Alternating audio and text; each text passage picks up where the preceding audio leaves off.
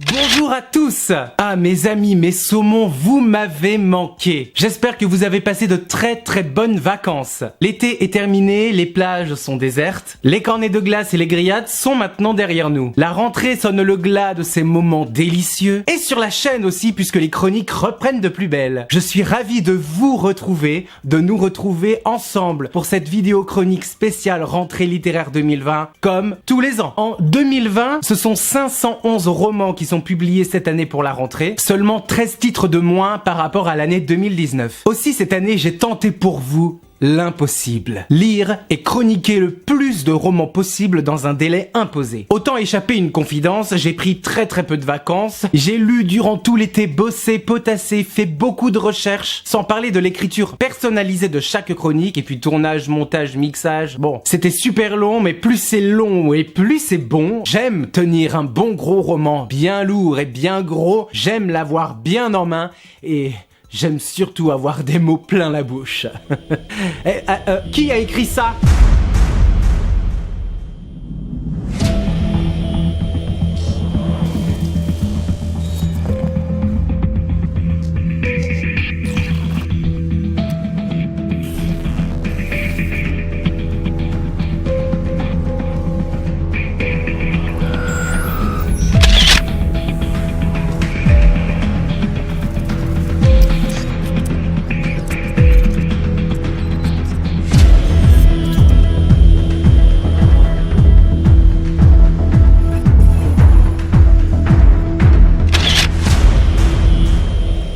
Mes amis, mes saumons, prenez le temps de vous installer. Nous allons partager un long moment ensemble. Faites-vous un thé, installez-vous bien à votre aise et prenez des notes parce que je sens que vous en aurez besoin. Ça y est ? Tout va bien ? Au programme des premiers romans, des auteurs à découvrir, des nouveaux talents, des auteurs chouchous et plein d'auteurs étrangers. J'ai essayé de vous emmener aux quatre coins du monde et on va voyager. Avec du contemporain, de l'émotion, du thriller, du roman noir, de l'angoisse, mais aussi de la réflexion, ainsi que quelques portraits, libraires, auteurs et croyez-moi, je vous réserve encore plein d'autres surprises. Restez bien à la fin de cette vidéo parce que le meilleur est à venir pour le dessert. Êtes-vous prêts à déguster ? Laissez-vous emporter par le souffle de la littérature. Dans 3, 2, 1...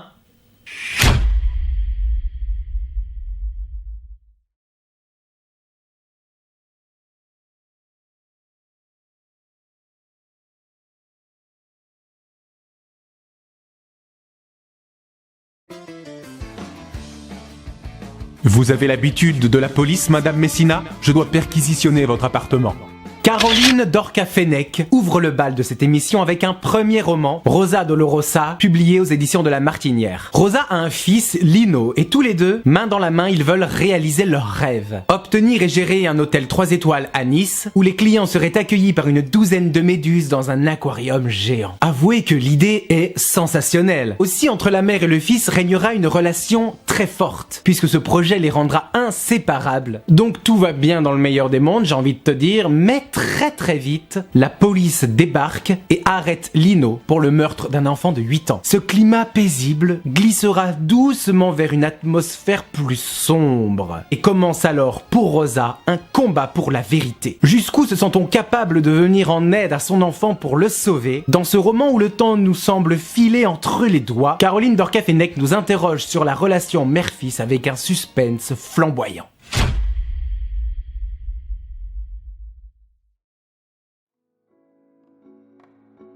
Est-ce que je ne pourrais jamais plus lui parler, jamais plus espérer lui arracher un secret ? Il est en train de mourir au monde.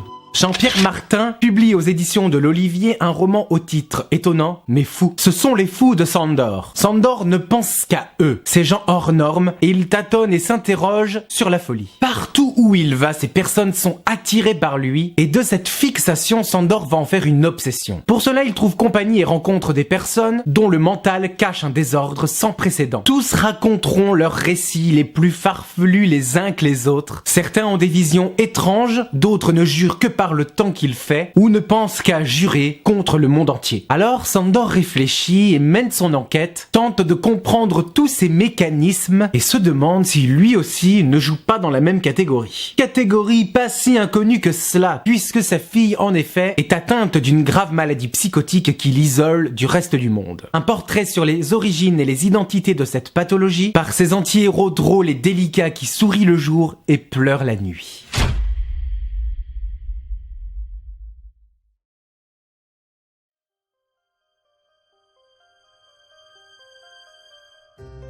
Est-ce que les médicaments me rendent folle? Non, ils rendent ta vie supportable. Une bête aux aguets, voilà le nouveau roman de Florence Sevos. Croire ou ne plus croire au monde, telle est la question. Nous allons suivre Anna, une adolescente habitée par la peur. Une angoisse qu'elle ne peut pas expliquer et dont elle souhaite à tout prix s'en protéger. C'est sans doute pour cela qu'elle est contrainte de prendre des médicaments, un blanc chaque jour et un bleu chaque semaine. Régulièrement, Anna entend des voix, ces voix qui lui murmurent d'éviter les miroirs et de se méfier des ombres dans les couloirs. Cette adolescente devra se faire violence pour se découvrir et tenter de lever le voile sur ses tourments. Avec douceur et transparence, Florence fouille et explore les rouages complexes de l'adolescence et de l'anxiété. Ce qui paraît sombre et ce qui nous piège ne peut être que la promesse de quelque chose de plus grand, de plus apaisant et de plus lumineux. Un livre tout en finesse qui côtoie les frontières du merveilleux.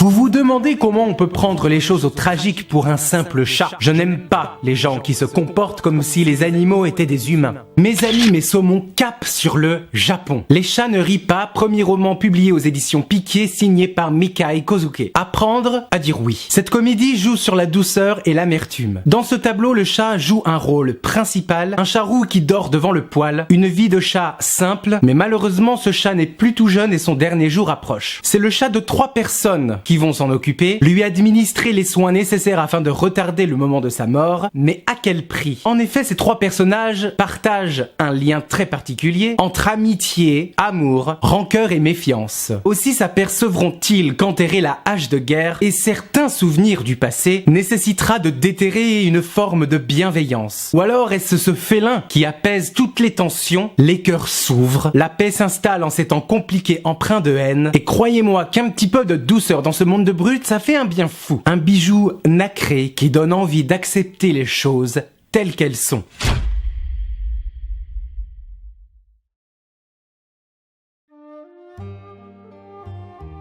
Étienne, toutes les belles histoires ne sont pas d'amour, loin de là. Alors ne gâchons pas ce qu'on a, d'accord ? Juliette Adam, âgée d'à peine 20 ans, publie son premier roman aux éditions Fayard. C'est avant tout une rencontre au cours d'une soirée. Lui, c'est Étienne. Étienne, un homme de 25 ans, qui a une vie banale, triste, il se sent seul, un peu renfermé et peine à extérioriser ses émotions. Il va croiser le chemin de Chloé. Chloé, elle, c'est tout son contraire, sanguine au tempérament de feu et qui vit les choses très à cœur. Leur rencontre n'aura rien de romantique, bien au contraire, puisqu'elle commence par un coup de poing. Et il aura suffi de cette petite maladresse pour que les 2 personnages se rapprochent. Leur faille, leur désir de combler plusieurs vides, leur besoin de chaleur humaine, dans une petite ville où il ne se passe rien, tous les 2 vont danser et tourner dans une spirale morbide, toxique, comique et poétique. Quand la douceur d'un roman flirte avec une passion imprévisible, en d'autres termes, un tour de force réussi.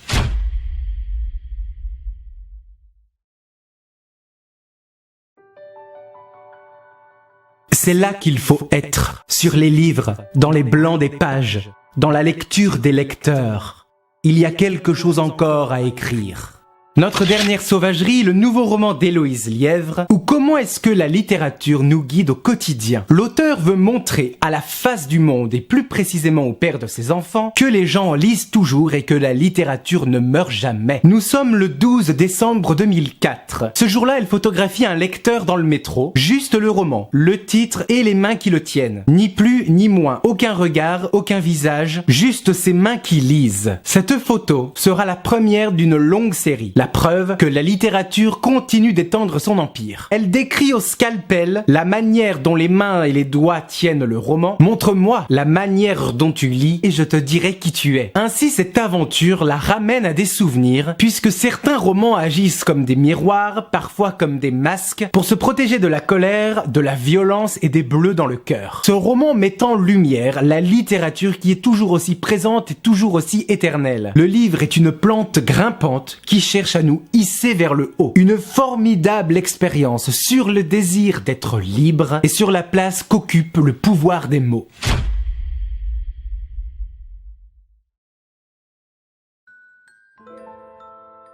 La colère ne suffit pas à changer le monde, Pierrot. Elle n'est que du bruit. Un jour viendra, couleur d'orange, illustre le nouveau roman de Grégoire Delacour publié chez Grasset, Quand l'innocence valse avec la violence. Nous sommes dans la France d'aujourd'hui, celle qui se réveille et celle qui se révolte. En pleine crise des gilets jaunes, les citoyens veulent être entendus et aspirent à une société plus équitable. Parmi eux, nous allons suivre Pierre qui est marié à Louise, heureux d'un enfant de 13 ans. Cet enfant, c'est Geoffroy. Geoffroy est différent, atteint d'autisme et du TDAH, trouble du déficit de l'attention avec ou sans hyperactivité. Il ne supporte pas qu'on le touche, il se tient toujours à l'écart des autres et voit le monde à sa façon. Tous les matins, sur le chemin de l'école, Geoffroy doit compter au millimètre près les distances, le nombre de ses pas, traverse chaque rue et devant chaque maison, apprend par cœur le nom des habitants, la race et le prénom de leur animal de compagnie, la couleur et le modèle de la voiture, et toute cette comptabilité mentale doit être triée et classée dans un ordre bien précis. La preuve, pour manger, il doit trier ses aliments par taille et par couleur. Alors les autres enfants de son âge le traitent de mongol, de zarbe, de fini à la pisse. Sa mère le protège, cherche à le comprendre, mais pour le père, il a beaucoup de mal à communiquer avec lui, s'éloigne de son fils et ne le comprend pas. Donc cet enfant va tenter de vivre dans une France qui implose. Et s'il suffisait d'une âme innocente pour qu'un espoir apaise toutes ces tensions. Un livre nerveux qui est une véritable flèche en plein cœur.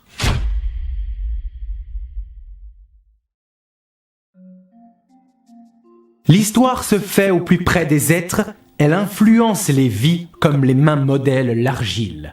Aux éditions Flammarion, Serge Joncourt nous dépeint sa nature humaine. Quand le monde bascule, les mots percutent. Nous sommes en 1999, une semaine avant le passage à l'an 2000. Les derniers jours ont une couleur de fin du monde. Souvenez-vous, une terrible tempête noyait la France sous les inondations, les arbres balayés, le réseau électrique coupé et les maisons gravement dévastées. Une véritable apocalypse en ces derniers jours de fête. Au sein de ce chaos naît l'histoire d'Alexandre. Alexandre qui vient de reprendre la ferme de ses parents dans un lieu rural très reculé, souvent oublié. C'est là-bas que la relation entre l'être humain et la nature va se tordre. La société moderne souhaite polir cette campagne à son image, introduire les technologies nouvelles de l'époque, le téléphone, le Minitel, apportant un peu de modernité et de rapidité à tout un village qui aime prendre son temps. De l'été caniculaire de 1976 jusqu'à la fin des années 90, l'auteur nous emmène dans la France de Mitterrand, des radios libres, du sida et à l'aube d'Internet. Autant de nouveautés que refuse cette terre en tapant du poing sur la table. Parce que la nature est telle qu'elle est, et un jour, elle reprendra ses droits. Une plume incisive et visuelle nous offre un morceau de cette époque capable de se reconstruire pour accueillir le nouveau millénaire.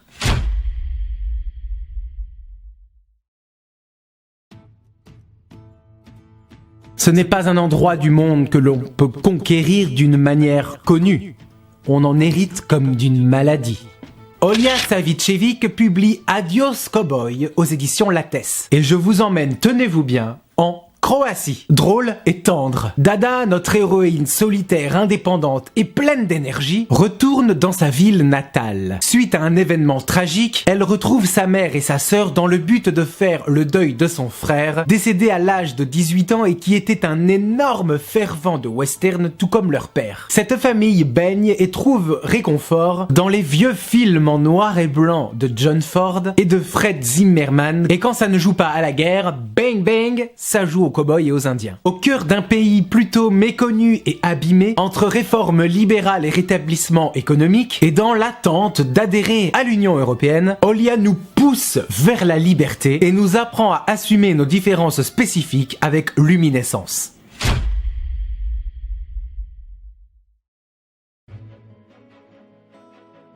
Un poète heureux, ça n'existe pas. Et en plus, c'est impossible d'écrire. Ceux qui rédigent et publient des livres sont des malades mentaux.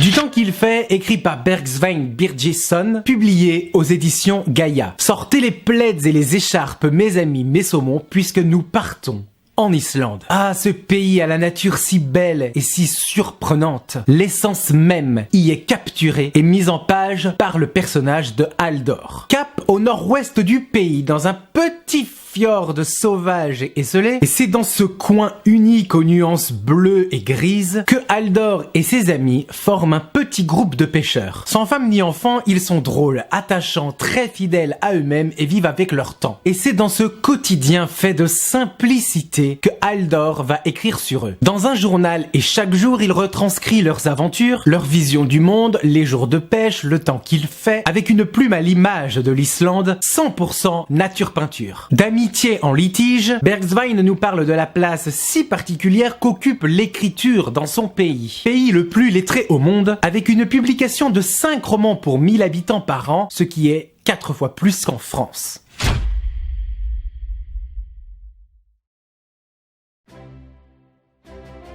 Je t'embrasse comme on prend une photo. L'éphémère qui rend si vivant parce que peut-être il réussit à prendre un goût d'éternel.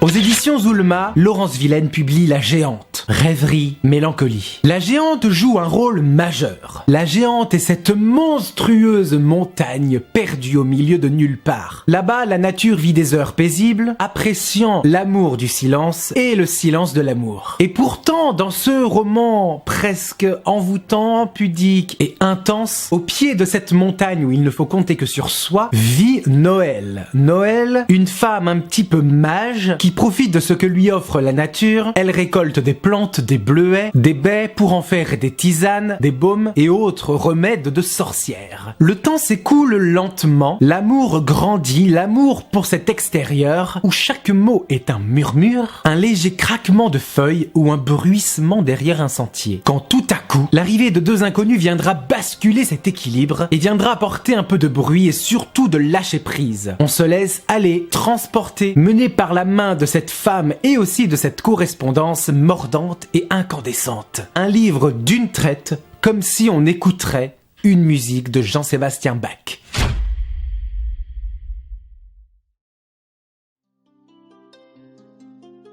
Cracher dans la rue équivaut à cracher dans la bouche de son voisin. Avec son nouveau roman, Ce qu'ici-bas nous sommes, Jean-Marie Blas de Robles nous offre un roman loufoque et remarquable. Nous sommes dans le désert au sud de la Libye et non loin de l'Égypte. C'est là-bas qu'un certain Augustin Arbor tombe sur une mystérieuse oasis qu'on a longtemps cru être un ancien cours du Nil. L'oasis de Zindan. Ce n'est pas une oasis comme les autres puisque des habitants du monde entier viennent de n'importe où, mais surtout aussi de n'importe quelle époque. Alors comment la quitter cette oasis? Comment en repartir? Eh bien, nul ne le sait. Pour la simple et bonne raison que Dieu lui-même vivrait dans cette oasis. Et ce qui frappe cette histoire complètement déjantée, ce sont les illustrations qui forment l'inventaire de ce périple incroyable. Donc ces croquis nous embarquent dans des milliers de choses. Le phénomène de la combustion spontanée, les rites funéraires, le cannibalisme, les rapports sociaux, les tabous alimentaires, la faune, la flore, les objets sacrés, le mode de vie des Amazones et j'en passe. Autant de notes, d'anecdotes et de faits répertoriés par ce héros qui n'en finissent pas d'attirer notre curiosité. En un mot, c'est fantasque.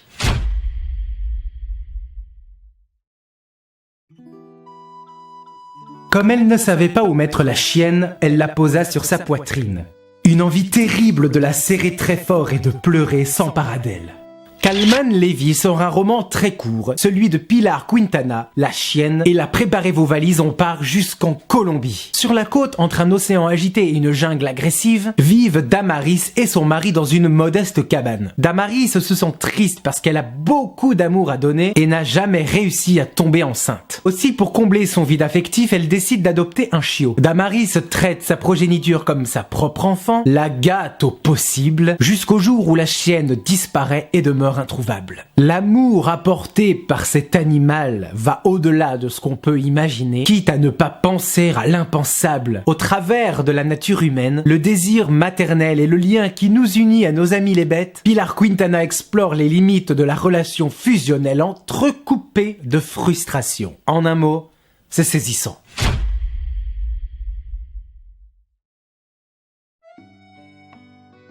Non, tu n'es pas une princesse. Les Noirs ne peuvent pas être de princesses. Ya Gyazi, son sublime royaume, ou comment raconter une vie en plein dans l'actualité. Cap sur les États-Unis. Nous allons marcher dans les pas de Gifty, femme de 26 ans et doctorante à l'université de Stanford. Ses journées se ressemblent et elle reste enfermée dans son laboratoire. Puis du jour au lendemain, cette routine sera troublée par l'arrivée de sa mère. Gifty doit l'accueillir chez elle puisqu'elle est atteinte d'une grave dépression. Cet événement imprévu va la conduire jusqu'à ses souvenirs d'enfance, tenus dans son journal intime de l'époque. En effet, avant la naissance de Gifty, sa mère vivait en Alabama avec son frère dans le but d'offrir à sa famille un avenir meilleur et plus sûr. Ce roman nous tend un miroir face au choc des générations, aux différences de culture et sur la difficulté d'avoir une peau noire en Amérique. Un livre essentiel à mettre entre toutes les mains.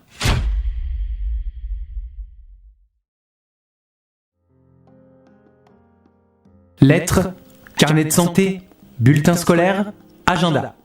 Ils sont la trace ultime de ces vivants que nous avons aimés. Rien n'est perdu, titre du nouveau roman de Pierre-Louis Basse est publié aux éditions du Cherche-Midi. Après les ténèbres, la renaissance. Le roman se passe à Nanterre en 1971. Un garçon tente de se plier au système scolaire, mais c'est un échec. De toute façon, il ne voulait pas de l'école et l'école ne voulait pas de lui non plus. Ses résultats s'avèrent catastrophiques. Ce garçon n'est autre que l'auteur lui-même. Il nous raconte par le biais de souvenirs matériels sa renaissance avec la découverte de lui-même et du monde qui l'entoure. Cet enfant qui fermait les yeux sur la connaissance va déployer ses ailes en ce jour de décembre et en plein hiver, c'est l'électrochoc. Par la vue d'une simple toile de Van Gogh, Pierre-Louis Basse se sauvera lui-même et commencera une passion dévorante pour l'art. Quand la peinture d'un illustre génie redonne confiance en soi, voilà la leçon et la tranche de vie poignante de cet homme.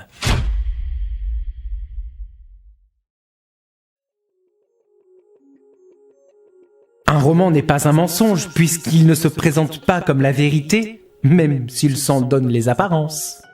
Avec Les Roses Fauves, publié chez Gallimard, Carole Martinez use de ses dons de conteuse. L'imaginaire sort des carcans de l'ordinaire. Tout commence au moment où l'auteur publie son premier roman et nous sommes là en 2007. Une lectrice lui raconte cette coutume espagnole. Dès l'instant où une femme se sentait partir, elle brodait un coussin en forme de cœur. Et à l'intérieur, enfermait tout un tas de petits bouts de papier sur lesquels étaient écrits tous ses secrets. Le cœur brodé était alors transmis de mère en fille, de génération en génération, mais avec la ferme interdiction d'ouvrir ce cœur et de lire les petits secrets. À partir de là, Carole Martinez fera de ce cœur un personnage à part entière, croisera aussi le chemin de Lola en Bretagne, et entre ces deux femmes naîtra une relation particulière. Tout comme les cœurs, les secrets s'ouvrent, et un passé que l'on croyait connu prend une toute autre forme. C'est au moment où la rose fauve pique que l'on se rappelle combien la vie nous travaille au corps. Un livre qui résonne comme un cadeau en mémoire de nos fantômes, mais surtout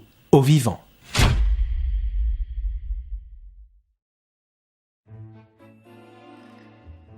On dit toujours « sois un homme ».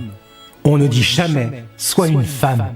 Un titre, 4 lettres, un mot. Fille, titre minimaliste mais merveilleux. La naissance de ce roman commence par le mouvement MeToo et sur la question de la féminité. Fille, le mot le plus commun du monde, souvent perçu à connotation négative, une fille est une garce, or le terme garce est le terme féminin pour garçon. Ce n'est qu'avec les années que garce a été vu comme une injure. Donc Camille Laurens, avec une écriture aussi vive qu'une tornade, brosse le destin d'une femme à la fin des années 50. Cette fille, c'est Laurence Barraquet, issue d'une famille famille digne d'un roman de Marcel Pagnol, Laurence grandit avec sa sœur à Rouen dans une époque régie par le mouvement de la libération de la femme, les mouvements LGBT et ce jusqu'à aujourd'hui. Une époque ancienne puisque les femmes n'avaient pas le droit de signer un chèque à leur nom. Les années passent, puis Laurence devient mère d'une fille à son tour. Un roman sur les valeurs et les droits des femmes, de génération en génération, mais comment les transmettre? Comment faire? Comment donner la matière nécessaire pour faire avancer les choses? Parfois,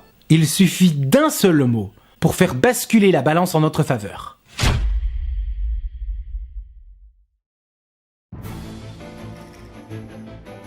La peinture n'est pas faite pour décorer les appartements. C'est un instrument de guerre offensive contre l'ennemi. Carol Fives nous ouvre les portes du troisième art et remplit nos narines de térébenthine. Sortez la gouache et les pinceaux. Lucie, une étudiante, rencontre Luc aux Beaux-Arts à Paris dans les années 2000. Nous suivrons ces deux-là avec un troisième étudiant et entre deux toiles dans leur quotidien d'artistes en devenir. Tous aspirent à réaliser leurs rêves et à suivre la même lignée que Pablo Picasso, Paul Cézanne, Salvatore Dali et autres Claude Monet. Mais le monde de l'art peut se montrer cruel et sans pitié puisqu'il écrase les plus faibles et où les femmes sont très peu représentées. J'ai beaucoup aimé ce roman qui en dit long sur les coulisses d'un monde magnifique et parfois incompris. Grâce à Térébenthine, j'ai voulu en savoir un peu plus sur la place de la femme dans le monde de l'art et j'ai remarqué qu'il fallait attendre les années 70 pour qu'une femme prenne les rênes de l'art contemporain. Marina Abramovic, une artiste performeuse spécialisée dans l'art corporel. Elle a fait énormément de choses, frôlant avec les limites extrêmes du corps et de l'esprit et sur la véritable nature profonde des gens face au danger. Autrefois incomprise et traitée de folle, Marina est aujourd'hui une icône connue dans le monde entier. En bref, Carol Fives plonge son pinceau dans l'eau glacée pour en extraire les nuances de la face cachée de l'iceberg.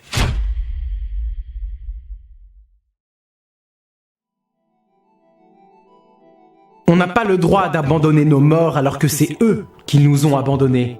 Mes amis, mes saumons, sortez votre enclume parce que les éditions des Forges du Vulcain publient le nouveau roman de Gilles Marchand et avec le Requiem pour une Apache, le marteau risque de cogner très fort. Un livre dur, mais drôle. On exige de nos héros qu'ils soient beaux, mais c'est faux. Notre héroïne s'appelle Jolene et n'a rien du tout à envier au buste de Marianne. Elle n'est pas non plus avenante. Aussi, quand elle entre dans un hôtel, elle est accueillie par des personnes hautes en couleur et très différentes des unes des autres. Différentes à une exception près puisqu'ils partagent tous la même forme de vie. Ce sont tous des marginaux inadaptés, une joyeuse bande antisociale qui se coupe du monde et qui vont faire de cet hôtel une espèce de pension. Nous avons donc là un musicien ringard, une commerciale accro aux encyclopédies, un ex-catcheur mentalement perturbé et autres personnalités farfelues. Aussi, l'arrivée fracassante de Jolene va bouger les lignes et cette ruche recluse va se préparer pour se confronter au monde extérieur. La révolte accorde ses instruments dans l'ombre afin de sonner la discorde. Gilles Marchand donne force et courage à ces éclopés de la vie avec empathie et pour moi, c'est son meilleur roman.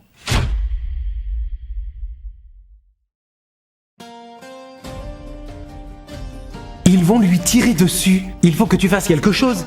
Mais comment faire? Tu n'as pas de réplique. Charles Yu joue avec les codes de l'humour et de l'amertume avec Chinatown intérieur. Un livre décapant qui envoie du steak et écrit comme un scénario de film. Le personnage de Willis donc entre en scène et tente de réaliser son rêve. Mes amis, direction les États-Unis et plus précisément à Hollywood, la ville du chewing-gum? Non. La grande ville magique du cinéma. Willis veut devenir acteur, mais en tant qu'américain d'origine asiatique, trouver un rôle à sa mesure lui sera difficile. Cet homme cherche sa place et enchaîne les rôles merdiques, puisque c'est bien connu, tous les Chinois ne peuvent endosser que des rôles de kung-fu. Dans cette belle satire de la société américaine, Charles Yu dénonce les différences de compréhension et de communication entre l'Orient et l'Occident, et nous informe des lois américaines sur l'immigration et l'éligibilité de la citoyenneté. Un roman lumineux qui éclipse des animosités refoulées.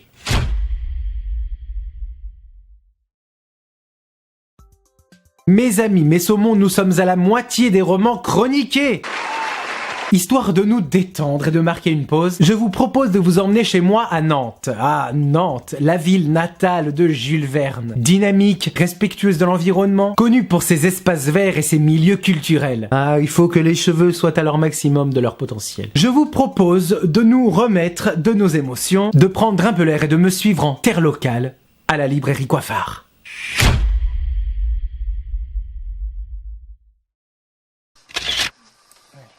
Mes amis, mes saumons, je me trouve actuellement rue de la Fosse à Nantes. Ce matin, il est 10h, heure d'ouverture de ma librairie préférée et qui se trouve non loin de chez moi, la librairie Coiffard. Cette librairie se compose de 2 bâtiments, donc ici nous avons le tome 1, regroupant en grande majorité les romans grand format. Et ensuite, en face de la librairie, là-bas, derrière la caméra, le tome 2 qui regroupe là-bas les romans en format poche. Et ce matin, j'ai décidé de vous emmener avec moi afin de visiter cette magnifique librairie, et vous allez voir que ce lieu est plutôt chargé d'histoire.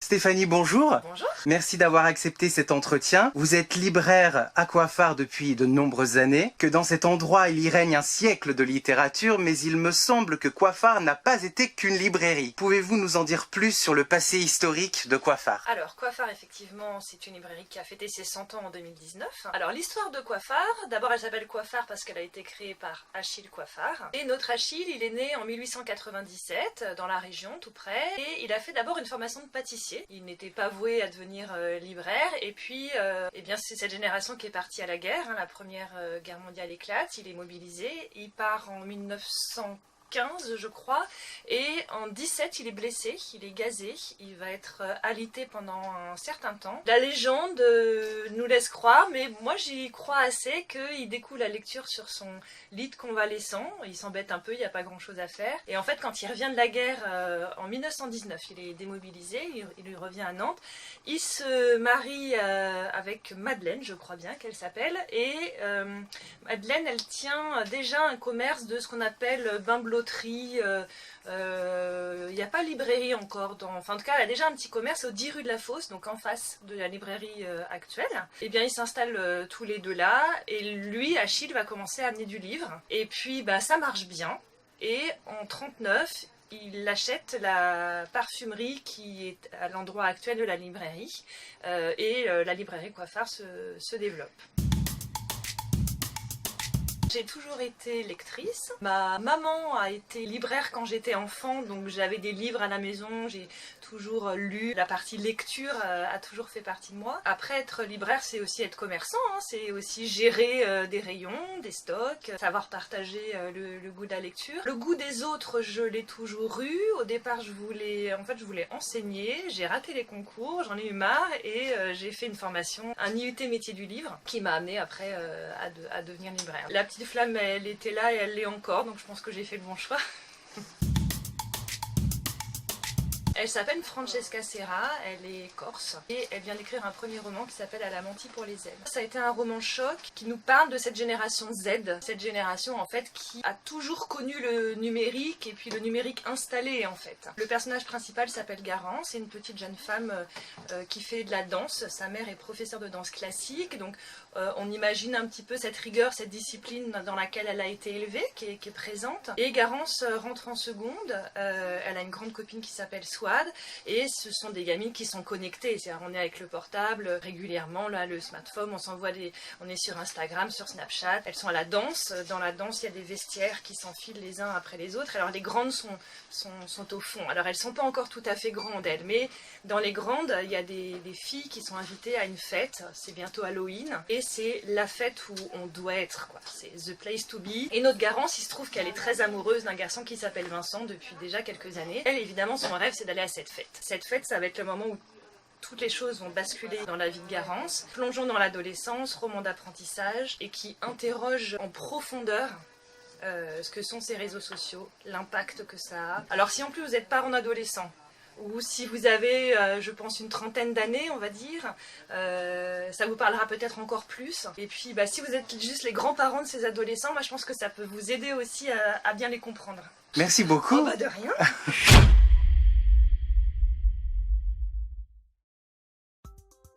Merci à l'équipe de tout cœur d'avoir participé à ce projet. Et maintenant, resservons-nous un thé, installons-nous bien confortablement et reprenons le cours de cette rentrée littéraire.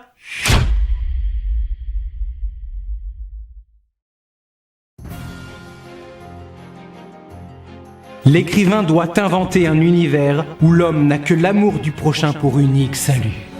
Alain Mabankou, auteur français né au Congo, signe Rumeurs d'Amérique aux éditions Plomb. Formidable périple sous fond d'autobiographie américaine. L'auteur écrit sur son balcon à Los Angeles en Californie. Et ce matin-là, avec distance et humour, il nous ouvre les portes de son Amérique, une Amérique différente, bien loin des clichés et des stéréotypes habituels. Son Amérique, c'est l'Amérique haute en couleurs, parfois insolite, parfois imaginaire. Alain Mabankou nous emmène connaître des lieux avec leurs codes particulier, que ce soit dans l'université où il enseigne, un supermarché, une librairie ou encore sa boîte de nuit favorite. Une Amérique pleine d'énergie, où lui et ses amis vivent des moments tantôt émouvants, tantôt drôles, mais également une Amérique faite de guerres de gangs, de racisme et de discrimination. Du Congo jusqu'aux États-Unis, des écrivains américains qui le nourrissent, jusqu'à la société des ambianceurs et des personnes élégantes, plus connue sous le nom de la SAP, l'auteur nous fait respirer l'oxygène de son Amérique, où la réalité se dilue parfois dans la fiction. En bref, à lire sans modération.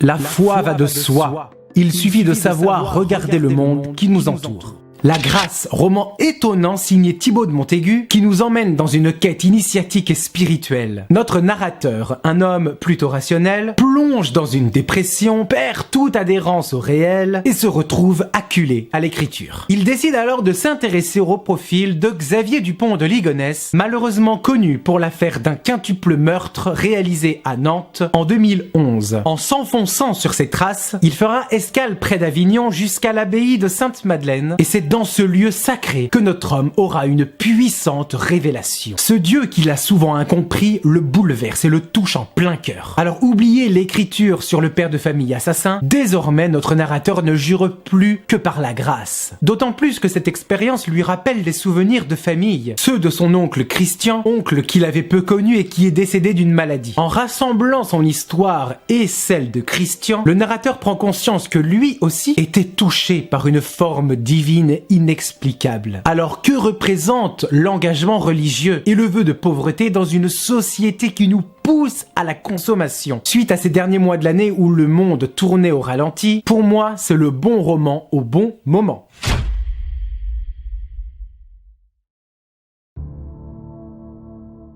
Je me sens mal dans notre maison, je me sens mal quand mon mari me touche. J'ai honte, ô Marie, honte de ma faiblesse. Très sainte Vierge, prenez mes peines entre vos mains, libérez-moi de cette douleur qui tenaille mon corps, mon esprit et mon âme. Béni soit Sixtine, le premier roman de Maëlys Adhémar est publié aux éditions Julliard. La vie n'est pas un fleuve tranquille. Sixtine est une jeune femme de 20 ans, très pieuse et très croyante. Elle rencontre son mari plutôt autoritaire et tous les deux vont se marier vite. Trop vite. Rarement laissée par sa belle famille encombrante, Sixtine se plie à sa vie d'épouse, une vie triste, soumise et influencée par le catholicisme rétrograde. Ses obligations conjugales, dictées par un entourage toxique, se révèlent être un véritable enfer, et s'il faut à tout prix enfanter un héritier à cette famille, un drame viendra tout faire basculer. Mais cet événement sera sans doute l'occasion pour Sixtine de quitter cette relation d'emprise et de vivre de ses propres ailes. Un premier roman réussi avec un penchant pour le thriller psychologique.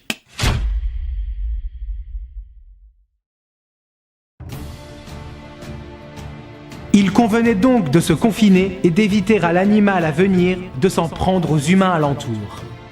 Aux éditions Alma, Camille Brunel signe les métamorphoses et elles sont nécessaires. Appuyez là où ça fait mal. Nous allons suivre Isis. Isis est végane, soutient la cause envers les animaux et est très connectée aux réseaux sociaux. Un matin, alors qu'elle s'occupait de sa chatte comme de son propre enfant, elle se retrouve nez à nez avec une grue Antigone, oiseau vivant majoritairement en Asie. Isis se pose des questions, se demande comment cet animal s'est retrouvé chez elle et découvre qu'une étrange pandémie se propage à travers le le monde. Les humains se transforment en chiens, en araignées, en lions, en singes, en crevettes et j'en passe. De plus en plus d'animaux sauvages apparaissent et réduisent la société à l'état naturel. Isis remarque donc que la civilisation s'effondre et voudrait agir avant qu'il ne soit trop tard. Un roman moderne qui nous montre les rapports humains face aux animaux et qui nous met surtout face à notre propre nature.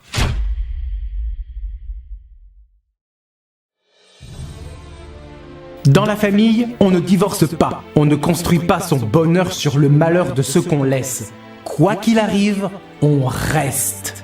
Caroline de Bodina s'arme de sa plume et tire sa dernière cartouche aux éditions Stock. Des mots vifs, presque à fleur de peau. Il est bouffi d'orgueil, il ne déclare jamais forfait, il déteste les quais de gare, il a l'air d'un loser mais possède un cœur énorme. Cet homme, c'est Paul, le père de Louise, et elle va nous raconter son histoire, la sienne, sa famille, ses souvenirs. Au travers de scènes quotidiennes, elle nous dépeint un père très nature peinture, puis le 3 février 1993, son père décède à l'âge de 51 ans. Le 4 février, il fera la une du journal local. À partir de cet événement, Louise rassemble les pièces du puzzle sur le passé de son père pour savoir ce qui s'est vraiment passé et elle va tomber sur un certain Louis. Louise et Louis vont tisser un lien particulier et plutôt tendu. Quand on croit connaître un père, mais seulement en apparence, voilà le nouveau roman de Caroline de Bodina sur un cocon familial complexe, mais touchant.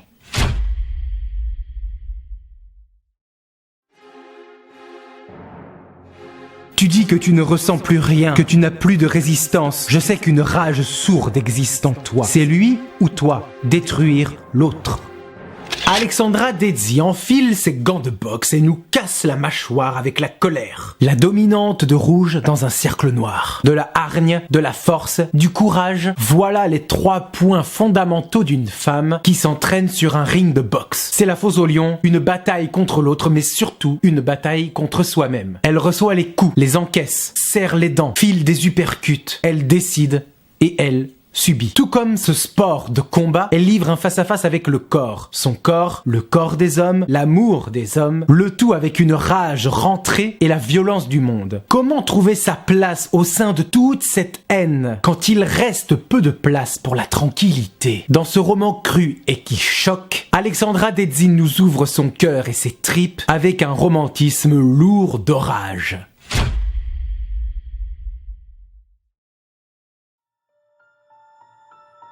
Je te veux, Travis. Je te veux, mon magnifique Travis. Mon tueur, mon semblable. Dans la vallée du soleil, premier roman policier d'Andy Davidson est publié chez Gallmeister. En route pour les États-Unis et plus précisément sur les routes pauvres et brûlantes du Texas. Travis parcourt cet état du sud et dans le but de calmer les angoisses infernales de son passé, décide de piéger des femmes délaissées. Parmi elles, il y en a une qui va lui causer bien des soucis. Une mystérieuse inconnue dans un bar dansant déplorable. Le piégeur se retrouve donc piégé, le cauchemar commence et le lendemain matin, Travis se réveille seul et couvert de sang. Épuisé et tentant de se reconstruire, il se fait embaucher dans un motel pourri tenu par Annabelle et son fils. Le passé semble enterré, mais sans pitié, cet inconnu revient vers Travis et tisse sa toile maudite. Dans la vallée du soleil, éclaire les ombres saisissantes de la folie avec une densité anxiogène. Un roman qui nous hante encore longtemps après l'avoir refermé.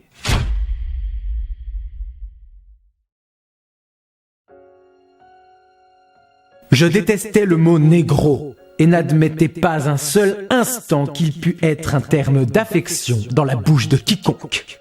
Un peu de couleur et de diversité aux éditions Noir et Blanc qui publient le roman de Maya Angelou, Rassemblez-vous en mon nom. Titre explosif. Cette figure emblématique du mouvement américain et des droits civiques nous offre un pan de sa vie autobiographique. Dans le livre, l'histoire commence à ses 18 ans à San Francisco. Maya, jeune mère célibataire, cherche de quoi se nourrir, tout comme elle cherche sa place dans l'Amérique des années 40 d'après-guerre. Sans filtre, elle nous raconte ses erreurs de jeunesse, mais surtout son combat étincelant étincelant dans une société dominée par les Blancs. Devenue une icône contemporaine, Maya a été auteure, actrice, militante et a côtoyé des personnes influentes comme Nelson Mandela ou encore James Baldwin. Aujourd'hui, des millions d'inconnus continuent à rendre hommage à sa mémoire, comme des célébrités telles que Michelle Obama, Oprah Winfrey ou Emma Watson. Un roman puissant, volontaire et plein d'espoir pour toutes les victimes de discrimination qui continuent haut et fort de brandir le flambeau de la liberté.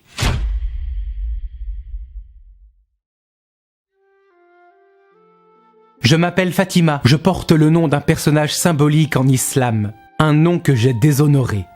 La petite dernière, premier roman audacieux de Fatima Das et qui se vit comme une espèce de tiraillement. Fatima est la cadette de la famille. Fatima est française d'origine algérienne. Fatima est musulmane. Fatima est très croyante et prend ses engagements divins très au sérieux. Fatima est porteuse d'une maladie invisible. Fatima se sent comme un garçon et Fatima est homosexuelle. Elle a honte, elle a l'impression d'être une menteuse, une pécheresse. Elle déshonore son pays, sa famille, ses croyances, alors elle prie pour qu'on lui vienne en aide. Mais elle a peur que Dieu ne l'aime pas et qu'il la rejette. Tiraillée entre ses désirs amoureux, ses confessions et sa recherche avec l'autre, mais qui s'avère souvent instable, Fatima se sent coupée en deux, vit entre deux eaux, entre une culture française qui vante les mérites de la liberté et une culture algérienne très traditionnelle. Comment aimer quelqu'un du même sexe sans décevoir sa famille ni son Dieu? Fatima nous raconte avec simplicité son quotidien, son enfance et le rapport qu'elle a avec la vie. Le ton est donné dès les premières pages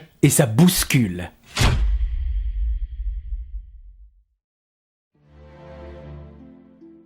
Dans cette maison, on a de la place et du temps pour penser à ceux qui sont loin.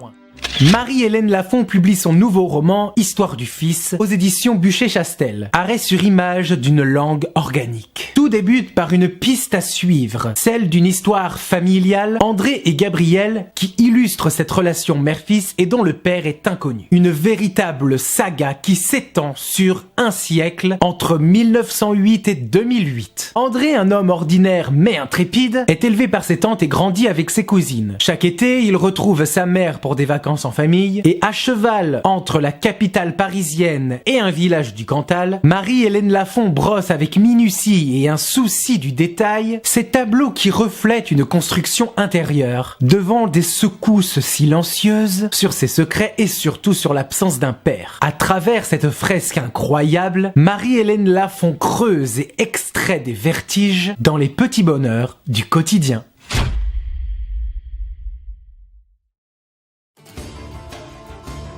Toi, tu es la sainte nitouche du village, hein?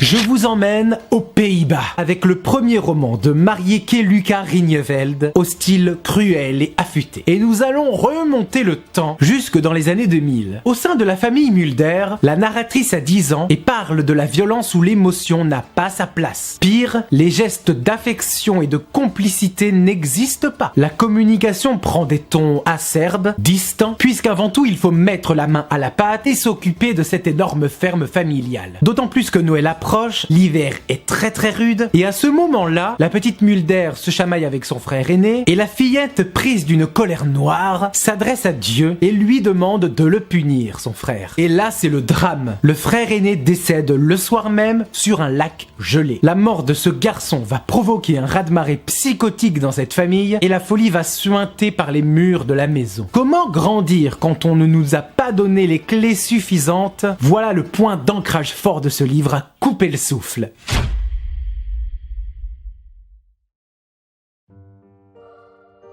Sans toi, je ne suis rien, je ne veux être personne. La terre me parlera-t-elle? Mange terre, premier roman écrit par Dolores Reyes, frappe et nous envoûte aux éditions de l'Observatoire. Observer, c'est aussi écouter. Prenez votre sac à dos, mes amis, je vous emmène en Argentine. Imaginez une adolescente comme tout le monde, qui aime ses amis et qui boit de la bière en jouant à la console. Cette adolescente a l'air de vivre comme tout le monde. Elle a l'air, oui, elle ne l'est pas, mais elle y fait allusion. Cette fille, on la qualifie de voyante, de sorcière, et on la surnomme Mange-Terre parce qu'elle possède un pouvoir unique. Pour avoir ces visions vision est entrée en transe, elle doit manger la terre foulée par les disparus qu'elle veut retrouver. Et ça marche. Alors très vite le bruit court et des parents venus des 4 coins de l'Argentine font appel à ses dons contre une somme d'argent qu'elle va dépenser sans compter. Mais dans un monde où c'est la violence et la misère qui font tourner le pays, Mangeterre doit apprendre à connaître ses limites sans se perdre si elle ne veut pas se mettre en danger. Nous avons là un livre qui raconte la douleur des femmes dans l'amour et la justice.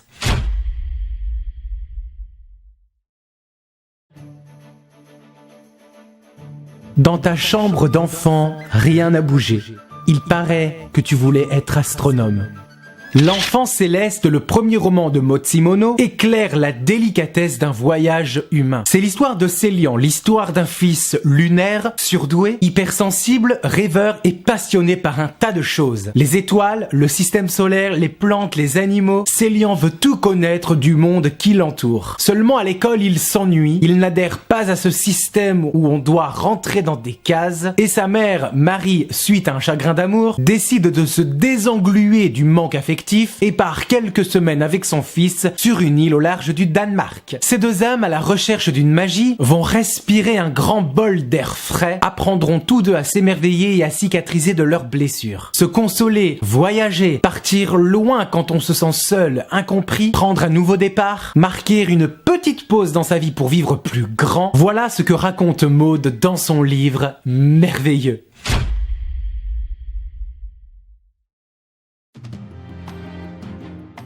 Lève-toi, Aline, et marche. Rentre chez toi où il t'arrivera malheur. Assassiner les forêts, c'est éventrer la mer qui nous protège. Dans son 4e roman, Karine Silla, née à Dakar, publie un roman qui nous cueille et nous ensorcelle. À la vie, à la mort, le combat d'une femme. Nous allons parcourir des milliers de kilomètres et mettre un pied à terre au Sénégal. Et c'est là-bas, en 1920, au cœur d'une forêt, que voit le jour Aline Sitoé Diatta. Déjà enfant, elle se montre déterminée et rêvant grand. Très vite, elle veut son indépendance et quitte son village natal pour gagner sa vie. C'est dans une famille de colons en tant que gouvernante qu'elle entend une voix ni d'homme ni de femme. Cette voix lui ordonne et lui répète qu'elle doit à tout prix rentrer chez elle, sauver son peuple et protéger les siens. La guerre éclate, les envahisseurs saccagent tout et tentent de prendre le pouvoir. Avec une force impressionnante, Aline se battra et défendra ses racines, puis sera sacrée reine à même pas 20 ans. Un roman qui m'a vraiment ému, qui prend aux tripes et à la gorge.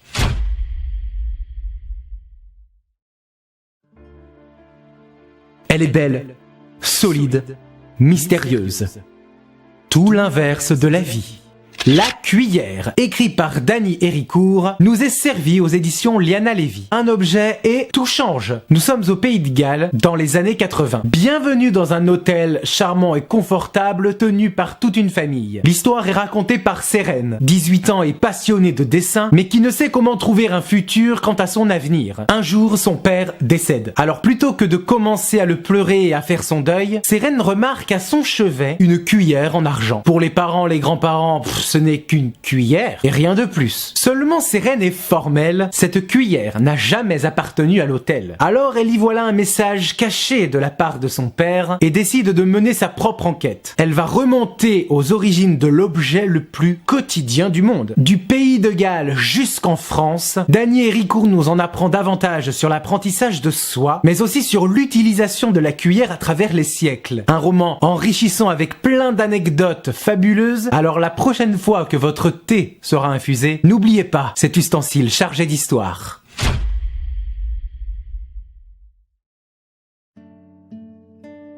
Dans 4 heures, papa aura disparu.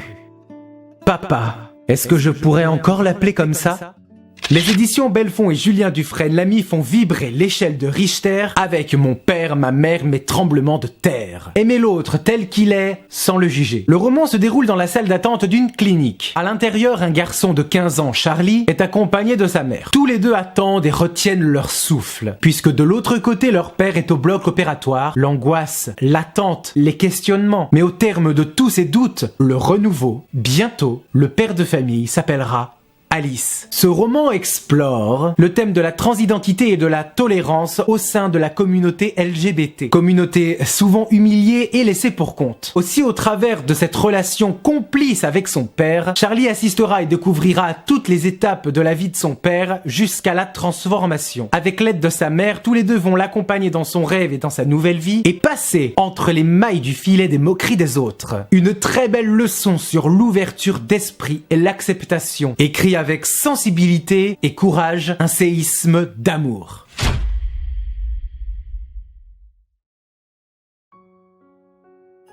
Louis aimait les hommes et il le savait avant même d'être majeur. Louis veut partir. David Fortem se publie son premier roman à 24 ans aux éditions Robert Laffont, en plein cœur des Ardennes. Il est des silences qui prennent toute la place. Pascal voue une tendresse sans faille pour Louis, son fils plutôt calme et bon élève. Un fils sans histoire, passionné de littérature et qui veut faire Sciences Po. Ce père célibataire cool et échange des jours paisibles avec son fils, tout est tranquille, tout est simple, jusqu'à ce que Louis se suicide. Dans ce village, l'ambiance change et Pascal se retrouve désarmé. Il ne comprend pas comment son garçon qui aimait la vie ait pu vouloir mourir aussi jeune. Eh bien, Pascal va le savoir grâce à un coup de fil un petit peu par accident. Là, tout s'enchaîne, il va suivre le fil rouge et découvrir en fait que son fils n'est pas celui qu'il pensait être. David Fortem se fait régner et réveiller la douceur d'une nature omniprésente, le tout avec une énergie exacerbée. Un premier roman addictif, qui nous brusque et ne nous laisse pas indifférents. Et mention spéciale pour cette fin et ce virage à 180 degrés qui vaut son pesant de cacahuètes.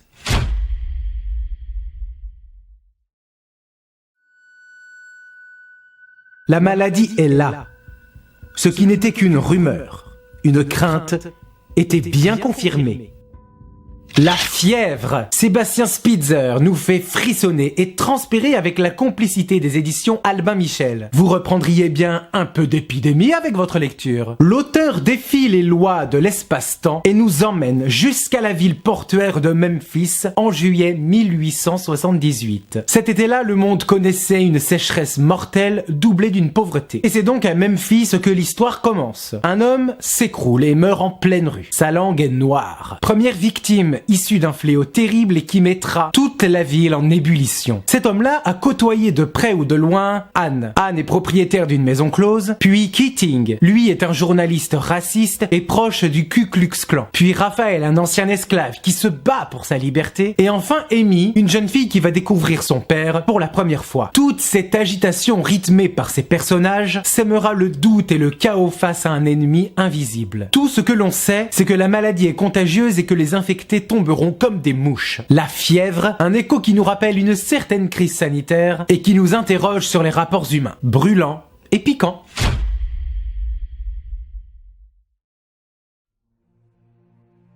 Ne vous laissez pas toucher. Votre travail, c'est de vendre le spectacle de votre corps. Katie Roof publie son premier roman avec un titre fort, On ne touche pas. Vous vous appelez Joséphine, vous enseignez la philosophie dans un lycée en Seine-Saint-Denis, vous êtes contente de votre job mais vous ne sautez pas non plus au plafond, vous prenez du Xanax pour combler votre peur de ne pas exister, vous lisez de la littérature érotique pour vous détendre mais vous êtes toujours célibataire. Et pour couronner le tout, vous vous promenez tard le soir dans Paris pour alléger votre morosité accumulée pendant le jour. C'est alors que vous découvrez une boîte de striptease. Et là tout commence pour Joséphine qui mène sa double vie, sauf que le soir, elle s'appelle Rosalie. Un prénom et tout change. Rosalie, elle aime son corps. Rosalie, elle adore et elle explore le désir des hommes et surtout le pouvoir qu'elle exerce sur eux. Rosalie vibre de glamour, de paillettes et de l'adrénaline. Puis le lendemain matin, Rosalie se rhabille et redevient Joséphine et ainsi de suite. Cette femme retient le jour ce qu'elle dévoile la nuit. Mais jusqu'où est-elle prête à aller pour mener ces deux existences opposées? Car dans une société et une France libre, une prof stripteaseuse est quand même mal vue par le corps enseignant. Et ce serait dommage que quelqu'un la prenne. Un roman intelligent, à double tranchant, entre humour et sensualité, et qui nous rappelle ce que l'être humain possède de plus précieux, son corps.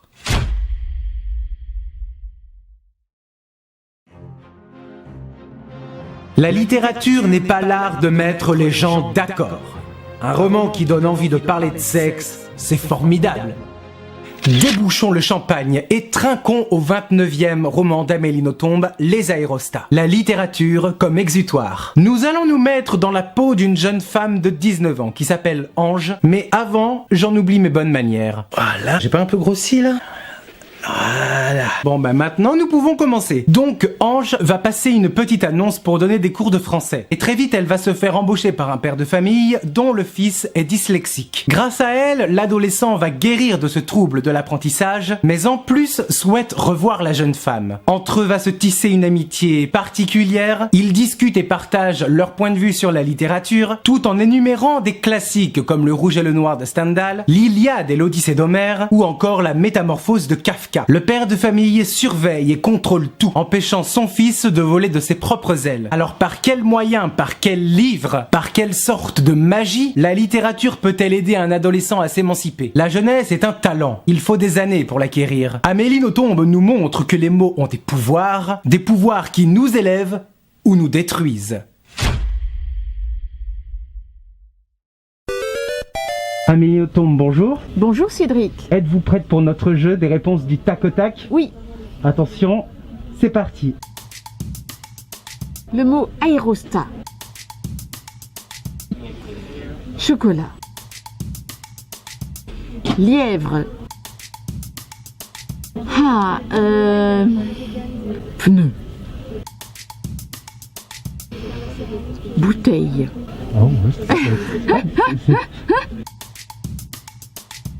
Duveteux. Soif. Cramoisi. Curiosité.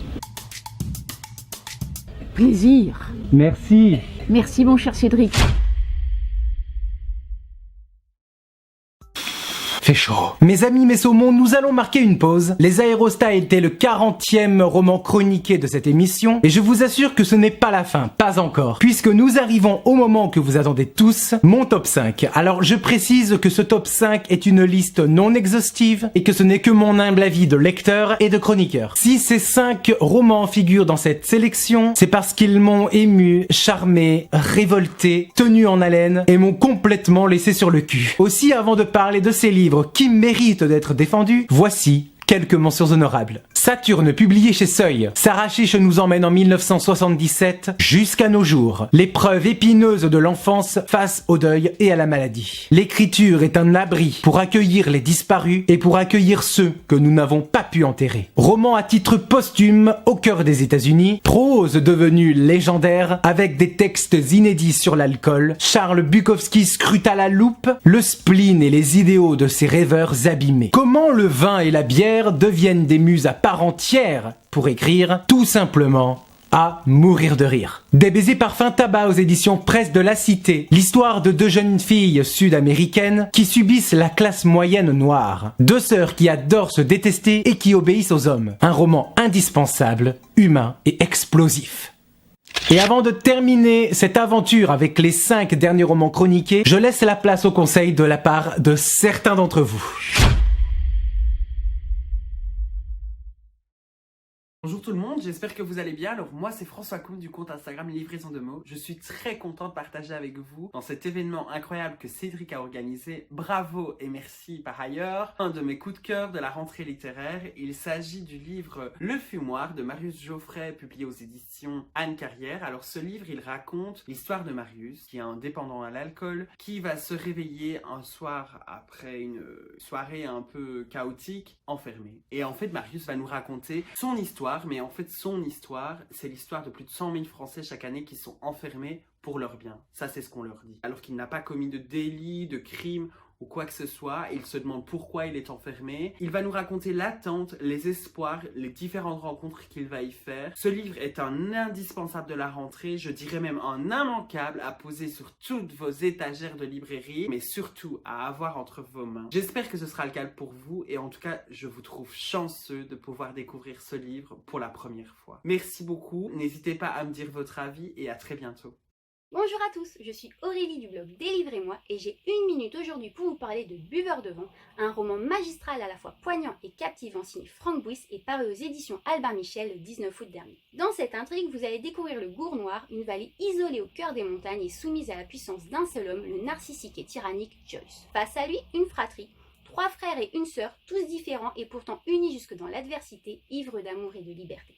Que ce soit Luc, l'enfant dit incomplet, qui n'hésite pas à se réfugier dans et sur l'île au trésor de Stevenson, Marc, le passionné de lecture, Mathieu, l'amoureux de la nature, ou encore Mabel, aussi belle que rebelle, chacun tente de s'évader de la manière qui lui plaît pour mieux nous émouvoir. Créateur de chefs-d'œuvre, Franck Bouis nous livre cette histoire d'une plume somptueuse et envoûtante, avec un style unique, presque hypnotique, pour mieux nous happer et nous toucher jusqu'au plus profond de notre âme. Donc n'hésitez pas à découvrir cette pépite de la rentrée littéraire, un roman noir et pourtant plein de lumière qui vous attend dans toutes les bonnes librairies.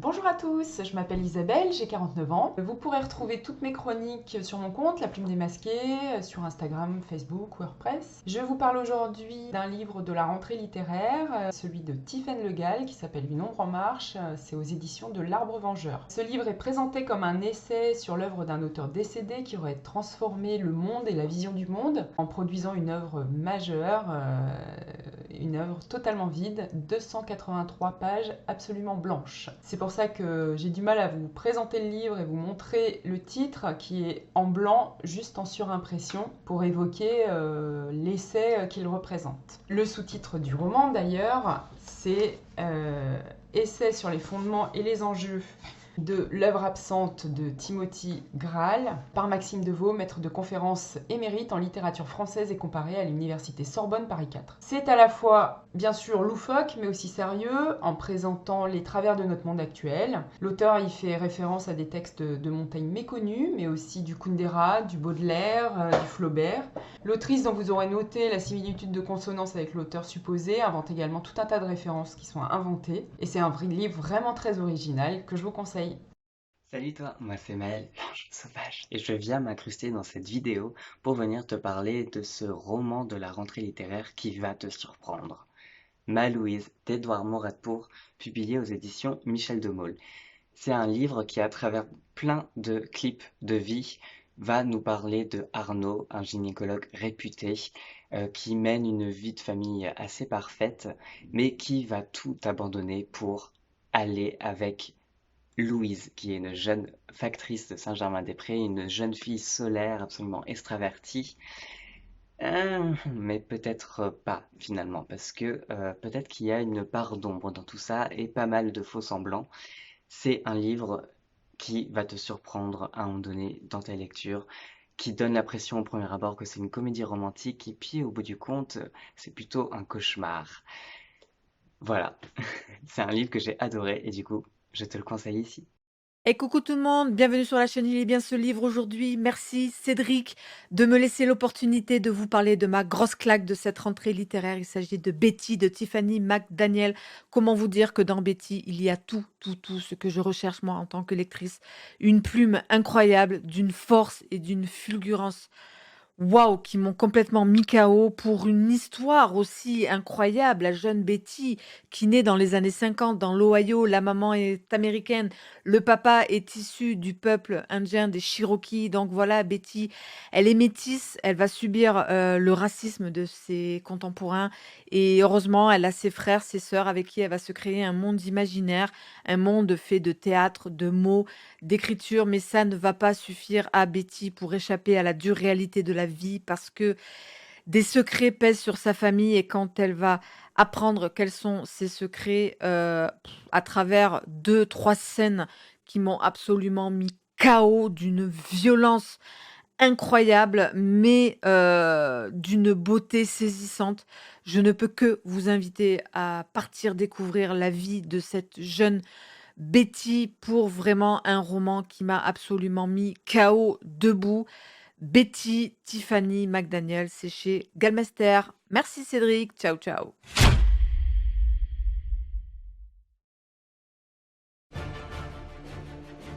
Nous étions, ma sœur et moi, les victimes parfaites pour mon père.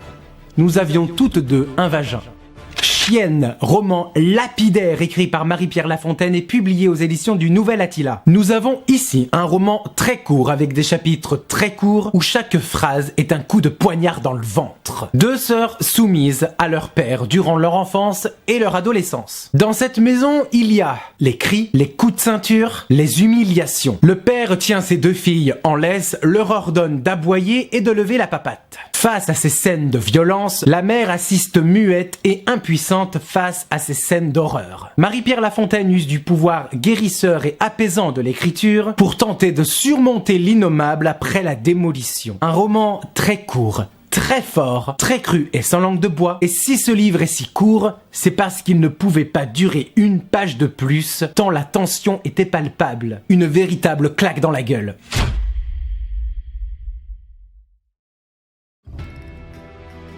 Nous sommes la vitrine d'une boutique qui représente le mal absolu.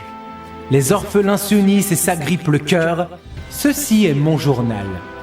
Oscar Lalo nous dresse le portrait poignant de la race des orphelins publié aux éditions Belfond. Un roman qui s'écoute comme l'écoulement d'une rivière. Écoutons donc celle d'une certaine Hildegard Müller, même si elle n'est pas très sûre de son prénom. Elle a 75 ans, elle sait à peine lire et écrire. Et avant de tirer sa révérence, elle a besoin de raconter son histoire. Avec beaucoup de temps et de patience, elle va la raconter à un scribe qu'elle a engagé, et à eux deux, ils vont retracer et ramasser les pans de sa vie, du moins ce qu'il en reste. Cette vieille femme n'a pas de passé, ni d'avenir. Elle va nous parler de l'époque de la Seconde Guerre mondiale, et d'une époque dont elle a honte, une fabrication issue de la race première. Le tout dans un secret les mieux gardés qui servait à bâtir l'élite du futur. Hildegarde en est issue et tente de transmettre son témoignage à ses enfants pour qu'ils sachent d'où ils viennent. Un livre déchirant pour ne jamais oublier la fragilité de ceux qui sont restés dans l'ombre.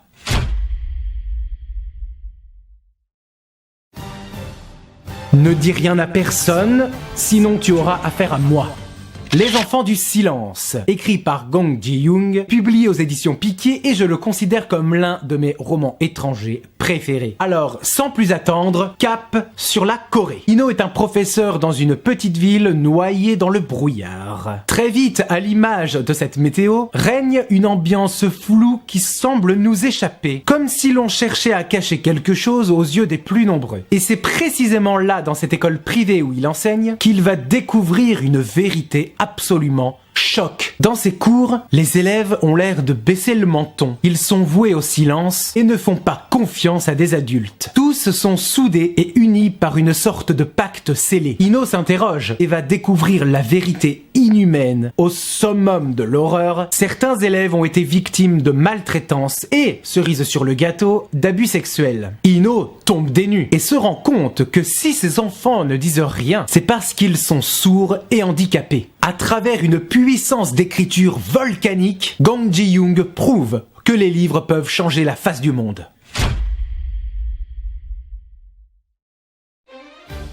Je n'étais pas un être exceptionnel. Je souhaitais seulement vivre en paix. Tom Conan nous griffe un roman radical d'une vérité absolue. Cette histoire se passe aujourd'hui comme elle pourrait se passer demain. L'auteur nous dépeint la génération Y à cheval sur celle de la génération Z, génération YouTube, génération Internet, génération je crache ma haine sur Twitter pour me sentir exister, génération on doit noter tout et n'importe quoi à tout bout de champ, génération on veut tout et tout de suite, l'explosion des romans à caractère de développement personnel, les émissions de chez Hanouna, de chez Ruquier, le tout dans une France on ne peut plus actuelle. C'est dans ce tourbillon médiatique et hyper connecté que Nicolas va faire la rencontre de Harry. Ces deux-là sont deux étudiants que tout oppose. En effet, Nicolas est un homme plutôt introverti et Harry un homme plutôt assuré et grande gueule. L'un est de gauche, l'autre d'extrême droite. Le feu et la glace. Ces deux-là vont jouer à un jeu de séduction et vont commencer à vivre ensemble. Mais leur union n'aura rien de romantique et se révélera être une passion toxique et destructrice. Coups de colère, coups de sang, plaisir de la chair et comportement malsain, Tom Conan met le doigt sur une société impulsive, mais aussi sur le milieu gay, sur ses codes et son langage particulier, et surtout sur ses parts d'ombre. En bref, un roman cynique et dérangeant.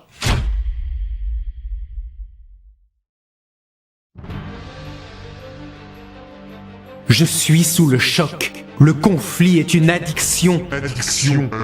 Conflit. Le lendemain, une dispute éclate. Dans ce premier roman publié chez Flammarion qui agit comme une bombe, Nicolas Rodier nous frappe en plein visage avec Salbourge. Notre anti-héros Pierre passe la journée en garde à vue, puis devant un tribunal pour violence conjugale. Pierre a frappé, tout comme il a été frappé. Pour savoir comment l'homme en est arrivé là, nous allons remonter jusque dans son enfance, à Versailles, où il est l'aîné de 6 enfants. Au sein de cette grande fratrie, la famille ne communique que par des cris, des pleurs, des reproches, des portes qui claquent, des repas de famille où tout vole en éclats. Les parents veulent que tout soit parfait et mènent leurs enfants à la baguette. Et ils n'auront pas d'autre choix que d'obéir, sinon c'est le fouet. Pierre grandit dans ce climat rigide où se dire je t'aime est vu comme un signe de faiblesse. Alors Pierre se fait sa propre réalité et sa propre vision de l'amour. L'amour, c'est tout ce qui ne ressemble pas à la sérénité. Aussi, quand il rencontre sa femme et se marie avec elle, le ton monte et les larmes coulent jusqu'au point de non-retour, jusqu'au point tout court. Difficile d'aimer quand on ne sait pas éprouver autre chose que de la colère. Y a-t-il une catégorie de personnes que nous devrions interdire d'aimer? Nicolas Rodier nous entraîne dans une rude partie d'échecs où le cavalier tente de manger le fou, à moins que ce ne soit le contraire. Salbourge chez Flammarion, un livre enflammé et qui nous glace le sang. En prenant un certain recul et le temps de digérer tout cela, ma conclusion sur ce projet était une évidence. Cette rentrée littéraire très riche jouait sur 2 tableaux différents mais complémentaires. Cette année, dans les livres que j'ai lus, j'ai remarqué d'emblée, dans les thèmes et sujets abordés, une certaine forme de violence, une envie de se réveiller, de se révolter, de relever la tête et de crier tout haut ce que les autres pensent tout bas. Que cela se situe dans des coins reculés, au milieu de nulle part, dans la terre, la nature, mais aussi en l'être humain, en son âme et son cœur. Sitôt cette situation acceptée, enclenchée, elle tourne et se déplace vers une ambiance un peu plus saine, plus claire et prend une autre forme, celle de la douceur, du calme et l'envie de tout mettre à plat, histoire de repartir de zéro. 2020, une rentrée littéraire entre cruauté barbare et délicatesse, protection, patience, à l'image du monde extérieur, de nos rapports humains et de nos choix. C'est comme si les masques de la société commençaient petit à petit à se fissurer et laissaient apparaître une brèche sur les conséquences de tous ces comportements humains. Et si nous nous posions juste 5 minutes pour nous remettre en question et aller vers l'autre? Pour conclure cette chronique, la littérature nous apprend à nous connaître et à nous reconnaître au cœur de nous-mêmes. La littérature nous rend libres et la liberté est un déclencheur qui sert à faire réagir les gens. Alors continuons de lire, de nous intéresser au monde, repoussons loin que possible l'ignorance et l'obscurité et que la lumière soit.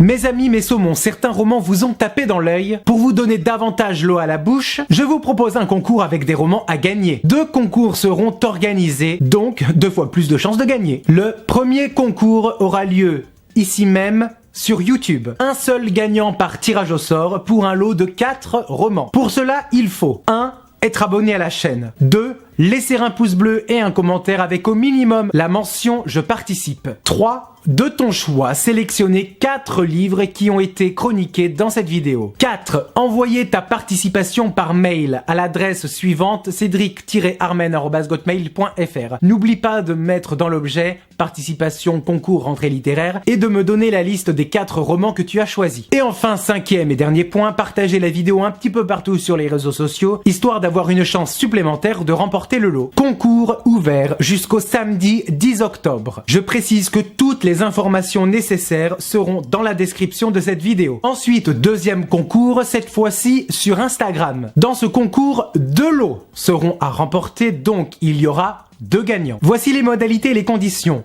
1. Être abonné à ma page Instagram. 2. S'abonner au compte de la maison d'édition suivant si c'est le lot 1 ou le lot 2. 3. Préciser en commentaire à quel lot vous participez. 4. Aimer la publication et inviter 3 ou 4 amis de ton choix. 5. Partagez le concours sur les réseaux sociaux pour avoir une chance aussi supplémentaire de remporter le lot. Concours ouvert là aussi jusqu'au samedi 10 octobre. Ce qui vous laisse donc 3 semaines pour participer au concours et bien évidemment vous pouvez participer aux 2. Les gagnants seront tirés au sort et contactés soit par mail soit par Instagram, donc restez connectés.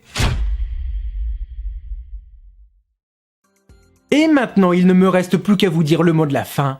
Et je vous libère. Voilà, cette chronique spéciale rentrée littéraire édition 2020 arrive à son terme. Je suis très fier d'avoir réussi à mettre en place ce projet un petit peu dingue. J'espère que vous avez passé un moment délicieux en ma compagnie, que vous avez pu voyager un peu partout et apprendre plein de choses. Je tiens à exprimer ma reconnaissance et ma gratitude envers les maisons d'édition pour leur confiance, les auteurs pour leur travail, car écrire est une arme et que les mots ont des pouvoirs, envers aussi les libraires pour leur chaleur humaine, leur bienveillance, et aussi aux amis lecteurs, blogueurs, chroniqueurs pour leurs conseils et leur luminosité. Je vous remercie tous et toutes, et surtout merci à toi, oui, toi qui as regardé cette vidéo jusqu'au bout et qui a tenu le coup. Parce que mon Dieu que c'était long. Bien, je pense que tout a été dit, je pense que tout a été fait. Je tremble un tout petit peu, voilà, c'est la fin, il ne me reste plus qu'à vous souhaiter une toute dernière chose. Je vous invite à commenter et à partager ce projet. Alors n'hésitez pas à vous faire plaisir